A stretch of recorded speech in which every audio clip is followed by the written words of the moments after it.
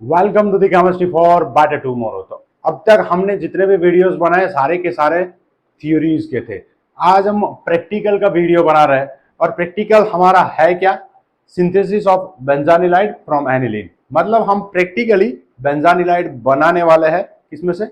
Aniline में से। और लास्ट में कुछ लिख दिया मैंने, कैलकुलेट परसेंटेज यील्ड, मतलब यहाँ पर कितना परसेंट यील्ड मिल रहा है ये भी हम कैलकुलेट करना सीखेंगे। अब से पहले आप लोगों ने बहुत सारे रिएक्शंस में नीचे लिखा हुआ देखा होगा कि यहाँ पर 50% यील्ड मिल रहा है 60% मिल रहा है ना। तो ये प्रैक्टिकली कैलकुलेट कैसे करते हैं वो यहाँ पर डिस्कस करने वाले हैं। फिर यहाँ पर और एक चीज है 10% एनएओएच।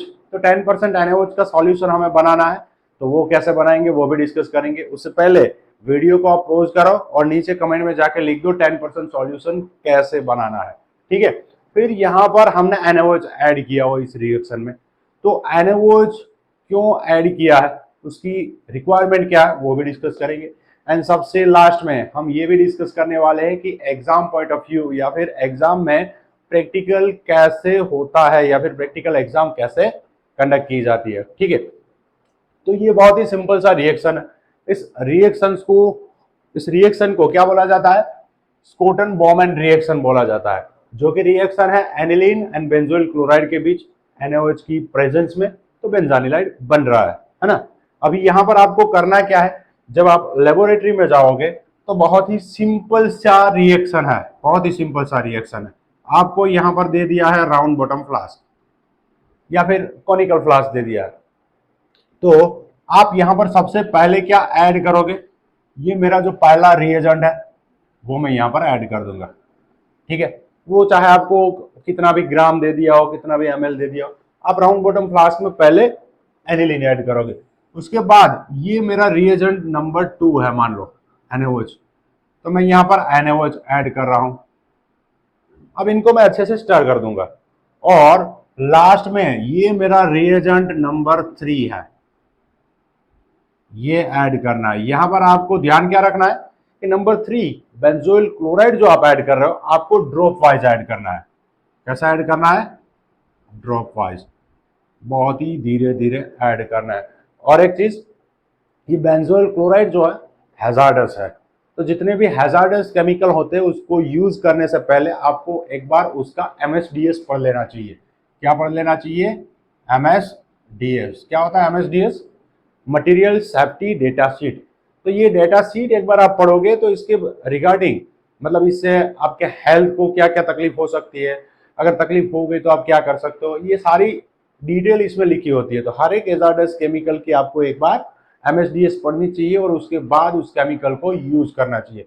और सबसे इंपॉर्टेंट, इसका जो ऑर्डर होता है, स्मेल होता है, बहुत ही खराब होता है, तो इसका स्मेल आपको नहीं लेना है जब तक पॉसिबल है। लैब में भी अगर आप एक साथ बहुत सारे स्टूडेंट्स काम कर रहे हो तो बहुत सारी फ्यूम्स निकलेगी, तो इससे आपको तकलीफ हो सकती है, आपकी आंखों में जलन हो सकती है। तो बेटर है कि आप अपने लैब में जो एग्जॉस्ट फैन है उसको पहले ऑन करो और उसके बाद में ये एक्सरसाइज स्टार्ट करो। ओके, तो फिर से एक बार, मैंने क्या ऐड किया? एनिलीन। उसके बाद में नंबर 2 क्या ऐड कर रहा हूं? NaOH, ठीक है। उसके बाद मैं benzoyl chloride drop by drop add कर रहा हूं। तो यहां पर मुझे मेरे फ्लास्क के अंदर सॉलिड प्रोडक्ट मिलेगा, सॉलिड प्रोडक्ट मिलेगा, ठीक है।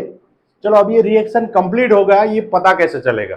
तो यहां पर मैंने अभी बताया आपको कि बेंजाइल क्लोराइड है, उसका स्मेल खराब होता है, तो मैं बेंजोइल क्लोराइड ऐड कर दूंगा, रिएक्शन खत्म हो जाएगा तो अंदर बेंजोइल क्लोराइड भी नहीं रहेगा, तो बेंजोइल क्लोराइड का स्मेल चला जाएगा। तो जब तक बेंजोइल क्लोराइड का स्मेल आ रहा है आपको स्टरिंग करते रहना है। जो आपका प्रोडक्ट आ गया, इस सॉलिड प्रोडक्ट को आपको फिल्टर करना है, इसको पानी से वॉश करना है और उस प्रोडक्ट को बिल्कुल अच्छे से ड्राई करके उसका प्रैक्टिकली वेट करना है, ठीक है। चलो, ये चीज अगर मैं अपने प्यून को बता दूं ना तो ये प्यून भी कर लेगा। तो आप बताओ, प्यून और केमिस्ट में फर्क क्या है? कोई भी फर्क नहीं है, बहुत सारा फर्क है।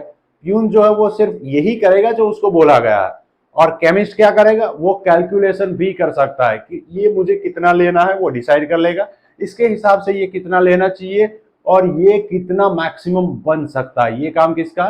केमिस्ट का। तो समझते हैं कि कैलकुलेशन कैसे करना है। और एक चीज, यहां पर मैंने बेंजानिलाइड आयुपेक नाम लिखा हुआ है, सॉरी कॉमन नाम लिखा हुआ है, आयुपेक नाम आपको इसका कमेंट में लिखना है, मैं लिखने वाला नहीं हूं, ठीक है। चलो मान लो यहां पर मैंने कुछ नहीं लिखा, इसका मतलब आप क्या समझोगे, ये एक मोल है। यहां पर भी कुछ नहीं लिखा, आप समझोगे एक मोल है, और यहां पर भी कुछ नहीं लिखा तो आप समझोगे कि एक मोल है। इसका मतलब क्या है, ये एक मोल ले रहा हूं मैं, ये भी एक मोल ले रहा हूं, तो ये एक मोल बन रहा है। तो मोल, एक मोल मतलब होता कितना है, तो पहले मोल का फॉर्मूला समझो। एक मोल, मोल मतलब कितना होता है, एक में निकाल देता हूं। मोल मतलब क्या होता है, वेट अपॉन मॉलिक्यूलर वेट, ठीक है। ये मोल मुझे एक चाहिए, तो ये एनिलीन जो है उसका मॉलिक्यूलर वेट तो फिक्स होगा, है ना। मॉलिक्यूलर वेट इसका कितना होगा मुझे कैलकुलेट करना है, तो पहले मैं इसका फॉर्मूला लिख रहा हूं। इस पूरे स्ट्रक्चर में मुझे कौन कौन से एटम कितने दिख रहे हैं वो कैलकुलेट करो। कितने कार्बन, बेंजीन रिंग है तो 6 कार्बन है, बेंजीन में 5 हाइड्रोजन है, 2 हाइड्रोजन यहाँ पर, तो हाइड्रोजन कितने हैं, 7 है, और 1 नाइट्रोजन है। अब यहाँ पर जितने भी एटम है सारे एटम के एटॉमिक वेट का सम करना है मुझे।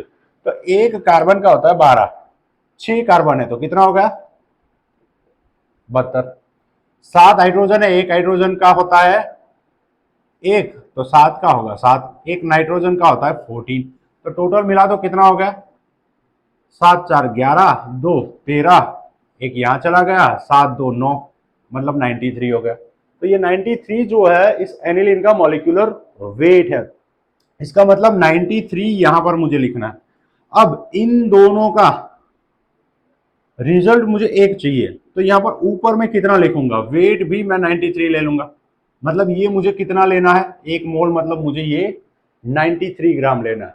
सेम इसका मतलब क्या हुआ कि जितना मॉलिक्यूलर वेट है उतना ही मैं अगर वेट ले लूंगा तो वो एक मोल बन जाएगा, ठीक है।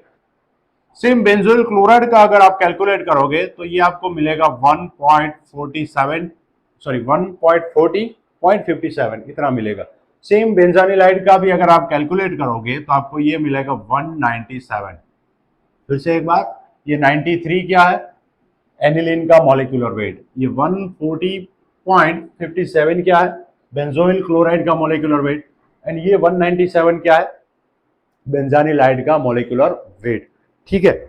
ये आपको सिंपली क्या बताता है, इसका मतलब क्या है, इसका मतलब ये है कि मैं 93 ग्राम एनिलीन लूंगा और 140 ग्राम बेंजोइल क्लोराइड लूंगा, तो मैक्सिमम 197 ग्राम क्या बन सकता है बेंजानिलाइड।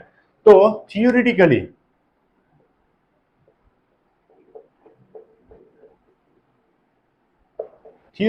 या फिर थियोरिटिकल यील्ड अगर मैं कैलकुलेट करना चाहूं कि थियोरिटिकली यील्ड कितना मिलेगा, तो इसका मतलब क्या है, अगर ये मैंने 93 ग्राम लिया है तो ये मैक्सिमम कितना बन सकता है 197 ग्राम, है ना। इससे ज्यादा बेंजानिलाइड नहीं बन सकता। हाँ प्रैक्टिकली कभी कभी बन सकता है, कब बन सकता है, जब मान लो आपको बोला गया कि आपको ये 93 ग्राम लेना है और आपने लेते वक्त 93 से ज्यादा ऐड कर दिया, ठीक है, तो ये ज्यादा लिया, ये भी ज्यादा लिया, तो ये ज्यादा बनेगा, मतलब ये तो आपकी एरर है एक तरह से, ठीक है। या फिर क्या बोल सकते हैं हम कि आपने ये 93 ग्राम लिया, ये 140 ग्राम लिया है, लेकिन आपने आपका जो प्रोडक्ट है उसको अच्छे से ड्राई नहीं किया है लास्ट में। अगर अच्छे से ड्राई नहीं किया है तो उसमें मॉइस्चर है, पानी है, और उस पानी का भी वेट आएगा, तो हो सकता है कि आपका एक 197 ग्राम से ज्यादा वेट हो जाए।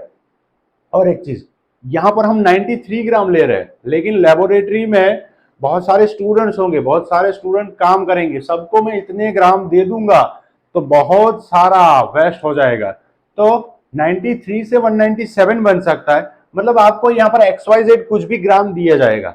मान लो आपको लेने हैं 5.2 ग्राम, तो आप कैलकुलेट कर सकते हो कि इसमें से कितना बन सकता है मैक्सिमम, क्रॉस मल्टीप्लाई कर दो कितना बनेगा। तो ये थियोरिटिकल यील्ड जो है यहां पर मैं लिख दूंगा 5.2 इंटू 197 अपॉन 93, तो ये जो आपको मिलेगा ये मिलेगा थियोरिटिकल यील्ड। इसका मतलब क्या है कि अगर आप 5.2 ग्राम लेते हो तो मैक्सिमम इतना बन सकता है, कितना बन सकता है कैलकुलेट करते, आप भी करो, हो सकता है मेरे से गलती हो जाए।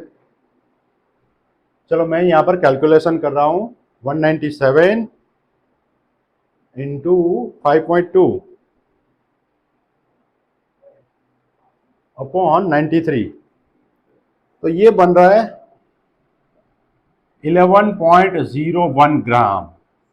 इसका मतलब आप समझ गए हो, है ना, कि थियोरिटिकली अगर मैं 5.2 ग्राम लूंगा तो मैक्सिमम इतना बन सकता है, इससे ज्यादा नहीं बन सकता है। और अगर इससे ज्यादा बना तो या तो आपका प्रोडक्ट ड्राई नहीं है, या फिर आपको जितना बोला गया था उससे ज्यादा आपने स्टार्टिंग मटेरियल ले लिया। चलो, तो ये थियोरिटिकल यील्ड हो गया पहला। दूसरा, यहां पर हमें कैलकुलेट करना है प्रैक्टिकल यील्ड।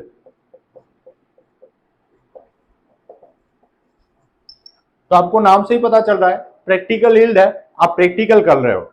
मानो आपने ये दो चीजें मिलाई, आपने NaOH मिलाया, फिर आपको जो प्रोडक्ट मिला उस प्रोडक्ट को आपने फिल्टर किया, अच्छे से पानी का वॉश दिया, अच्छे से ड्राई किया, बिल्कुल अच्छे से ड्राई किया, और फिर आप उस प्रोडक्ट को लेकर जाते हो बैलेंस के पास, और वहां पर जाकर आप वेट करते हो। वो वेट जितना आपको मिलता है वो आपका है प्रैक्टिकल यील्ड। मान लो मेरा प्रैक्टिकल यील्ड आ रहा है 7.8 ग्राम, मतलब मैं वेट कर रहा हूं तो 7.8 ग्राम मुझे मिल रहा है ना। आपको कुछ भी मिल सकता है, जो आपको मिल रहा है वो आपको लिखना है। और एक चीज, एग्जाम में ये जो है आपको अपने एग्जामिनर के सामने वेट करना होता है। आप जाओगे, जितना वेट आपको दिखाई दे रहा है उतना ही आपको लिखना होगा, ठीक है। तो ये हो गया आपका प्रैक्टिकल यील्ड। अब परसेंटेज यील्ड मुझे कैलकुलेट करना है, नंबर 3, परसेंटेज यील्ड कैलकुलेट करना है। तो देखो, परसेंटेज जो है वो तो 100 के हिसाब से होते हैं। अगर इन दोनों का मैं रेशियो ले लूं तो जो रेशियो है वो 1 से कम आना चाहिए, जिसको हम बोलेंगे फ्रैक्शन, ठीक है। तो इन दोनों को, इसको मैं ऊपर रखूंगा, इसको नीचे रखूंगा, तो ये बड़ा नंबर है तो 1 से ज्यादा हो जाएगा, मतलब ये छोटा नंबर जो है वो मुझे ऊपर लेना है। तो परसेंटेज यील्ड क्या हो जाएगा, practical yield upon theoretical yield. तो ये प्रैक्टिकल यील्ड मुझे मिल रहा है 7.8 और थियोरिटिकल यील्ड मिल रहा है 11.01। तो इन दोनों का जो रेशियो है वही मेरा परसेंटेज है। तो कैलकुलेट करो कितना हो रहा है। चलो मैं ही कर लेता हूं। यहां पर 7.8 अपॉन 11.01, तो मुझे मिल रहा है 0.7084। तो ये तो रेशियो है। अगर मुझे चाहिए परसेंटेज, किसी भी चीज का परसेंटेज चाहिए, तो आपको इसको मल्टीप्लाई करना पड़ेगा 100 से। तो ये कितना मिल जाएगा, 12, तो ये मिल गया 70.84। या तो आप यहीं पर ले लो, आपका ये जो फॉर्मूला है यहां पर आप practical yield upon theoretical yield multiply by क्या कर दो, 100। तो ये जो रेशियो आपको मिलेगा ये कितना मिलेगा, 0.7084 इंटू 100 हो जाएगा, और इज इक्वल टू आप लिख सकते हो 70.84%। तो ये आपका परसेंटेज यील्ड हो गया। तो ऐसे कैलकुलेट करना है आपको, क्लियर। चलो, ये बात हो गई कि मैंने यहां पर 5.2 ग्राम ये ले लिया, तो ये तो लिक्विड होता है एनिलीन। अब आप बताओ मुझे कि 5.2 ग्राम मतलब कितना ml लेना है, ठीक है। तो ये भी कैलकुलेट करना सीखते हैं। उससे पहले यहां पर मुझे जो 10% NaOH बनाना है, तो 10% NaOH कैसे बनाएंगे। तो कोई भी परसेंटेज वाला बनाना है, 10% NaOH बनाना है, तो मैं क्या करूंगा, पहले 10 ग्राम क्या कर लूंगा, NaOH वेट कर लूंगा। और अब मैं मेजरिंग सिलेंडर जो है अपना, उस मेजरिंग सिलेंडर में ये 10 ग्राम NaOH ऐड कर दूंगा। अब इसमें यहां पर जहां पर 100 ml लिखा है वहां तक मैं पानी ऐड कर दूंगा। फिर से एक बार, परसेंटेज सॉल्यूशन बनाना है तो 10 ग्राम NaOH इस मेजरिंग सिलेंडर में मैं डाल दूंगा पहले, और उसके बाद इसमें मैं डिस्टिल वाटर ऐड करके कहां तक ले जाऊंगा पानी को, 100 ml का मार्क जहां तक है वहां तक उसको मैं अच्छे से स्टर कर दूंगा, और वो बन जाएगा मेरा क्या, 10% NaOH का सॉल्यूशन। अब ये तो 93 ग्राम हो गया, मुझे यहां पर लेना कितना है बताओ, 5.2 ग्राम। परसेंटेज यील्ड भी आपको पता चल गया, लेकिन ये चीज बहुत कम लोग जानते हैं कि ये मैंने 5.2 ग्राम लिया है तो ये कितना लेना है ना। चलो वो भी समझते हैं। और ये अगर मैं ग्राम में ले रहा हूं तो एमएल में कितना लेना है, ये 5.2 ग्राम ले रहा हूं तो एमएल कितना होगा बताओ आप। कोई रिलेशन है ग्राम और एमएल के बीच? यस डेफिनेटली, ग्राम और एमएल के बीच एक फॉर्मूला है। कौन सा वाला फॉर्मूला, ध्यान से देखो, बहुत ही सिंपल है, बहुत ही सिंपल, बहुत बार आप लोगों ने पढ़ा है।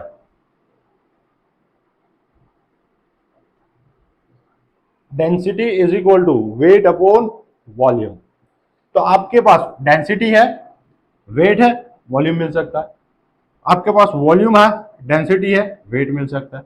आपके पास वेट भी है, वॉल्यूम भी है, डेंसिटी भी मिल सकता है। तो हर एक केमिकल का डेंसिटी होता है।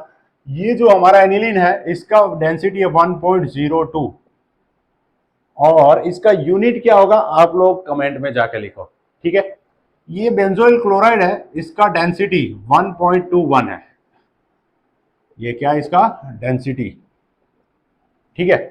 तो डेंसिटी मेरे पास है, मेरे पास वेट भी है, मुझे वॉल्यूम चाहिए तो मिल सकता है, यस डेफिनेटली। यहां पर मैं क्या करूंगा, volume is equal to weight upon density, ठीक है। चलो क्या होगा, चलो यहां पर कैपिटल लिखा है तो यहां पर भी कैपिटल लिख देता हूं। तो वेट कितना है मेरा 5.2 अपॉन कितना लेना है 1.02 इज इक्वल टू ये जो मिलेगा मुझे क्या मिलेगा, वॉल्यूम किसका मिलेगा, एनिलीन का, ठीक है। सेम मुझे इसका चाहिए तो इसका भी सेम ये V weight upon density. Weight कितना है इसका, वेट कितना, वेट तो हमने लिया ही नहीं, अभी डिसाइड ही नहीं किया, तो इसका वेट कैसे डिसाइड करेंगे वो पहले समझते हैं। 5.2 अपॉन 1.02 करके एक बार देख लो कितना हो रहा है, 5.2 अपॉन 1.02, तो ये हो रहा है 5.09, मतलब मैं लिख देता हूं 5.0 ml, ठीक है। तो आप 5.0 ml ले लो या फिर 5.2 ग्राम ले लो, दोनों ही सेम चीज है, ठीक है। अभी कैलकुलेशन करना है मुझे इनका कि ये मैं इतना ले रहा हूं तो ये कितना लेना है।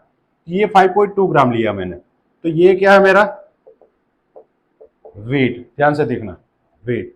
अब इसका मॉलिक्यूलर वेट मेरे पास है तो इसका मुझे क्या मिल सकता है, मोल।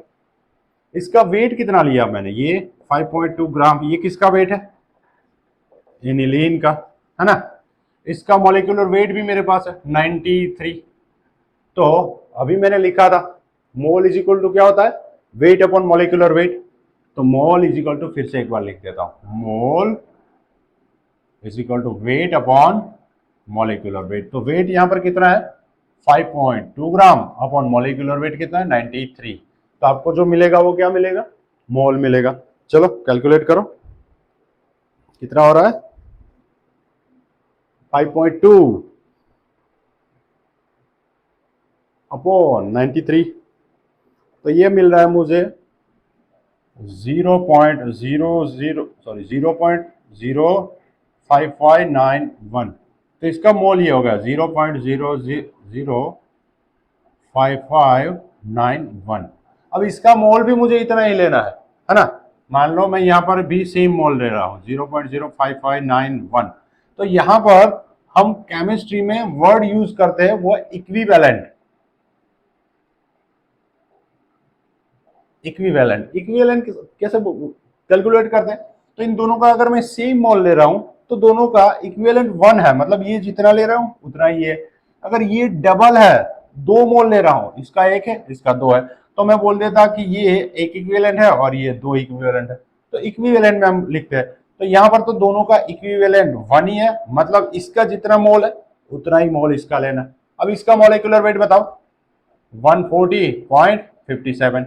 तो इसका ये क्या बेंजोइल क्लोराइड, मैं सिर्फ बेंजोइल लिख रहा हूं, इसका वेट कितना होगा, क्या मैं कैलकुलेट कर सकता हूं। यहां पर मेरे पास मोल है, मॉलिक्यूलर वेट है, तो वेट मिल सकता है। इस मॉलिक्यूलर वेट को मैं मल्टीप्लाई कर दूंगा 140.57 से, तो यहाँ पर जो मुझे मिल रहा है वो है 7.859, मतलब 86 ग्राम मिल रहा है। यहाँ पर ml कितना हो रहा था, 5.0 ml हो रहा था, तो आप 5.0 ml ले लो या फिर 5.2 ग्राम एनिलीन ले लो, दोनों सेम चीज है। ये 7.86 है, तो इसका भी मुझे यहाँ पर वेट है मेरे पास, डेंसिटी भी है, तो ये कितना है 7.86 अपॉन इसका डेंसिटी मैंने अभी बताया था 1.21, तो ये जो मिला मुझे 7.86 अपॉन 1.21 कर दूंगा मैं, तो ये मुझे मिल रहा है 6.5 ml। तो ये 6.5 ml में ले सकता हूं बेंजोइल क्लोराइड। ठीक है, चलो तो इन दोनों का रिएक्शन मैंने करा दिया। एनिलीन इतना ले लिया, कितना 5 ml या फिर 5.2 ग्राम। बेंजोइल क्लोराइड कितना लिया 7.86 ग्राम या फिर 6.5 ml। नॉर्मली हम इससे थोड़ा ज्यादा बेंजोइल क्लोराइड लेते हैं, और इन दोनों में मैं NaOH ऐड कर रहा हूं। तो NaOH क्यों ऐड कर रहा हूं, ये अब हमारा क्वेश्चन है। तो यहां पर जैसे इन दोनों के बीच रिएक्शन होगा, तो यहां से निकल रहा है Cl, यहां से निकलेगा H, तो यहां से क्या निकल रहा है HCl, और जैसे ही अंदर से HCl निकलेगा, तो ये HCl जो है ये इस एनिलीन के साथ, एनिलीन जो है वो क्या है बेस है, और इस बेस के साथ HCl एसिड क्या बना लेगा, सॉल्ट बना लेगा। तो जैसे इसका सॉल्ट बन जाएगा, ये NH3 प्लस Cl माइनस बन जाएगा। अब इस नाइट्रोजन के पास लोन पेयर नहीं रहेंगे, तो ये नाइट्रोजन एज न्यूक्लियोफाइल इस कार्बोनिल कार्बन के ऊपर अटैक नहीं कर सकता, तो रिएक्शन फॉरवर्ड डायरेक्शन में नहीं जाएगा। इसलिए हम यहाँ पर NaOH ऐड करते हैं। तो NaOH यहाँ पर क्यों ऐड करते हैं, मैंने पहले से NaOH ऐड किया हुआ।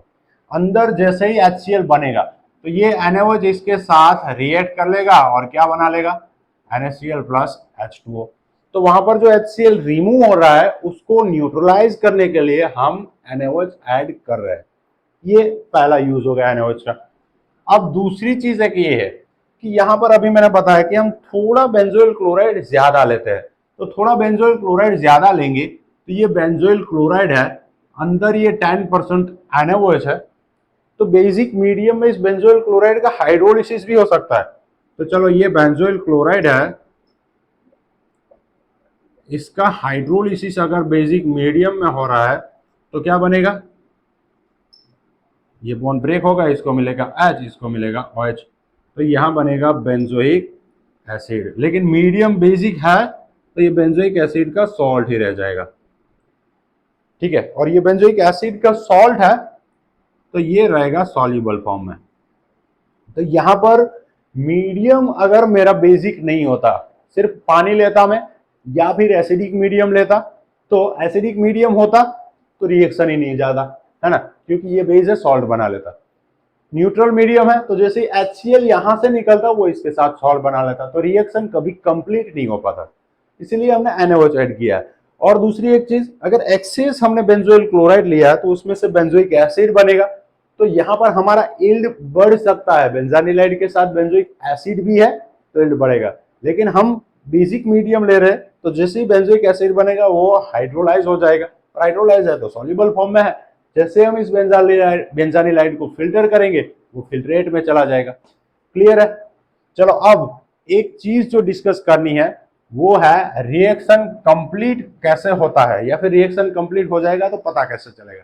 तो नॉर्मली जहां पर कुछ कलर चेंज देखने को मिले, जैसे कि KMnO4 यूज कर रहे हैं, पर्पल कलर है, उसमें से कोई कलर चेंज हो रहा है तो वैसे आपको पता चलेगा। जैसे ऑक्सीडेशन करते हैं हम बेंजाल्डिहाइड का बेंजोइक एसिड में, तो KMnO4 का कलर जो है डीकलराइज हो जाता है, तो रिएक्शन कंप्लीट है ऐसा हम मान के चलते हैं। या फिर वहां पर हम बेंजाल्डिहाइड यूज करते हैं और जिसका स्मेल होता है आलमंड के जैसा, तो उसमें से बेंजाल्डिहाइड अगर खत्म हो जाएगा तो आलमंड का स्मेल भी नहीं आएगा, तो हम समझ जाते हैं कि वो रिएक्शन खत्म हो गया।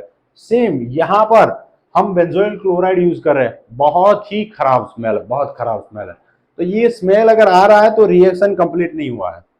ये स्मेल नहीं आ रहा मतलब रिएक्शन कंप्लीट हो गया, और आप जब इसको ऐड करोगे तब ड्रॉप बाय ड्रॉप ऐड करोगे, ठीक है। चलो, और सबसे इंपॉर्टेंट टॉपिक जो है वो एग्जाम में कैसे पूछा जाएगा। तो अभी अभी मैंने आपको बताया था कि एग्जाम में हर एक यूनिवर्सिटी का सिलेबस अलग अलग होता है। मोस्ट ऑफ जगह पर क्या होता है, आपको ये एम दिया जाता है कि आपका ये प्रैक्टिकल आपको ये करना है, तो उसके बाद में आपको ये रिएक्शन लिखना होता है। तो बहुत ही सिंपल सा रिएक्शन है, aniline benzoyl chloride 10% NaOH and benzanil. हाँ, मैं आपको ये बताना ही भूल गया कि ये 10% NaOH जो है वो सॉल्यूशन है और वो हमारा सॉल्वेंट भी है। और नॉर्मली यहाँ पर NaOH का मोल हमें कितना लेना चाहिए, तो ये दोनों एक एक मोल है तो HCl 1 मोल बनेगा, तो ये NaOH 1 मोल से ज्यादा लेना है। मतलब मैं यहाँ पर 93 ग्राम ले रहा हूं, तो ये मुझे 40 ग्राम से थोड़ा ज्यादा लेना है। या फिर यहाँ पर हम इक्विवेलेंट कैलकुलेट कर सकते हो आप यहाँ पर, है ना, NaOH का। तो NaOH में यहाँ पर 1 से 1.1 इक्विवेलेंट ले लेता हूं, इसका मोल मुझे मिलेगा और इसका मोलिकुलर वेट 40 है। तो आपको पता चल जाएगा कि आपको इतना ग्राम मिनिमम NaOH ऐड करना है। और यहाँ पर पानी एज सॉल्वेंट भी है, तो नॉर्मली जो सॉल्वेंट होता है वो 10 to 20% लेते हैं हम। जैसे कि मेरा रिएक्शन 1 ग्राम का है, तो उसमें मैं नॉर्मली 10 ml तक सॉल्वेंट ऐड करूंगा, समझ रहे हो। मतलब 5 ग्राम का रिएक्शन है तो 50 ml तक सॉल्वेंट यूज करूंगा। तो यहाँ पर आपकी बुक में लिखा होगा कि आप ये 5.2 ग्राम ले रहे हो, मतलब कितना है, 5 ml है, तो लगभग 10 टाइम्स ले लो तो 50 ml जितना NaOH लेना होगा। क्लियर। अब एग्जाम में आप जाओगे तो या तो आपको ये चीज पहले से दी हुई है, जैसे कि आपके फ्लास्क में पहले से एनिलीन ऐड किया हुआ है, आपको मालूम नहीं कितना ऐड किया, फिर आपको ये बोल देंगे कि ये आपको इतना लेना है, NaOH इतना ऐड करना है। तो जितना मैंने एनिलीन लिया उसके हिसाब से ही प्रोडक्ट बनेगा। ये आपको मालूम नहीं है कि कितना एनिलीन दिया है, हर एक बंदे को अलग अलग दिया जाता है। मान लो किसी को 1 ml दिया, किसी को 2 ml दिया, किसी को 3 ml दिया। उसके बाद आप क्या करोगे, जो प्रोडक्ट मिलेगा उसको फिल्टर करोगे और आपका जो प्रोडक्ट का वेट आएगा वो आप लिखोगे आपकी सप्ली में, प्रैक्टिकल इतना मिल रहा है। फिर एग्जामिनर जो है वो आपको बोलेगा कि आपको मैंने इतना ग्राम दिया है, उसके हिसाब से आपको थियोरेटिकल यील्ड निकालना है, और उसके हिसाब से थियोरेटिकल यील्ड है, प्रैक्टिकल यील्ड है, तो आप परसेंटेज यील्ड निकाल सकते हो। क्लियर। तो ये एनिलीन का भी कैलकुलेशन कर लिया हमने, एनिलीन कितना ग्राम लेना है या फिर कितना ml लेना है, बेंजोइल क्लोराइड कितना लेना है, परसेंटेज यील्ड हमने निकाल लिया। NaOH का यूज क्या है, तो एक यूज तो ये होगा कि ये एक्सेस जो HCl बन रहा है उसको न्यूट्रलाइज कर रहा है, और दूसरा ये बेंजोइल क्लोराइड है उसमें से बेंजोइक एसिड बनेगा, उस बेंजोइक एसिड का भी ये क्या बना देगा, सोडियम बेंजोएट, जो कि सॉल्युबल फॉर्म में है, तो जैसे हम फिल्टर करेंगे वो निकल जाएगा, तो हमारा बाई प्रोडक्ट इजीली यहाँ से रिमूव हो सकता है। क्लियर। चलो, इसके बाद भी अगर यहाँ पर आपको कुछ भी समझ में नहीं आ रहा है तो आप कमेंट में जाके लिखिएगा जरूर। क्लियर। हाँ, तो ये मैंने मोस्ट ऑफ यूनिवर्सिटी के बारे में बता दिया कि ऐसे एग्जाम कंडक्ट किया जाता है। आपको रिएक्शन लिखना होता है बिना बुक में देखे, समझ रहे हो। कुछ कुछ यूनिवर्सिटीज है जो ये भी बोलती है कि एग्जाम में आपको इस रिएक्शन का मैकेनिज्म भी लिखना है, इस रिएक्शन का मैकेनिज्म भी लिखना है। तो चलो मैकेनिज्म भी देख लेते हैं। कुछ है नहीं, बहुत ही सिंपल सा रिएक्शन है। यहाँ पर नाइट्रोजन के पास लोन पेयर है, तो ये हमारा न्यूक्लियोफाइल है। अब ये अटैक किसके ऊपर करेगा, ये जो बेंजोइल क्लोराइड है इसके कार्बोनिल कार्बन के ऊपर। तो ये जैसे ही अटैक करेगा कार्बन का वैलेंसी बढ़ जाएगा, ऑक्सीजन इलेक्ट्रॉन ले लेगा। बताओ क्या बन रहा है, ये benzene as it is, nitrogen के साथ 2 हाइड्रोजन थे, अब ये नाइट्रोजन बॉन्ड बना रहा है इस कार्बन के साथ, इस कार्बन के साथ एक क्लोरीन है, और यहाँ पर बेंजीन रिंग है। ऑक्सीजन इलेक्ट्रॉन ले रहा है तो ऑक्सीजन के ऊपर नेगेटिव चार्ज बनेगा, ये नाइट्रोजन 4 बॉन्ड बना रहा है, टोपी पहना दो, नाइट्रोजन पॉजिटिव चार्ज बन गया। अब मैंने आपको बहुत बार बताया एलजी कंपनी की ऑक्सीजन के ऊपर नेगेटिव चार्ज है, वो जिस कार्बन के साथ जुड़ा है सेम कार्बन के साथ अगर लिविंग ग्रुप है तो ये ऑक्सीजन इलेक्ट्रॉन देकर लिविंग ग्रुप को निकाल लेगा। तो क्या निकल रहा है, यहां से Cl माइनस निकल रहा है, क्या बन रहा है, ये नाइट्रोजन के साथ 2 हाइड्रोजन, यहाँ कार्बन के साथ डबल बॉन्ड से ऑक्सीजन, और यहाँ पर बेंजीन। अब इस नाइट्रोजन के साथ नाइट्रोजन के 4 बॉन्ड बन गए और इसके साथ हाइड्रोजन भी है, तो ये गरीब बन गया, मतलब इसको इलेक्ट्रॉन चाहिए, या फिर कह लो कि ये जो हाइड्रोजन है वो एसिडिक है, तो अंदर हमने जो बेस ऐड किया हुआ है वो इस H प्लस को खींच लेगा। तो यहां से माइनस H प्लस, ये कौन खींचेगा, अंदर जो बेस है वो। तो प्रोडक्ट क्या बन जाएगा, ये बेंजीन, उसके बाद NHCO, और ये बन गया बेंजीन, ये बन गया बेंजानिलाइट।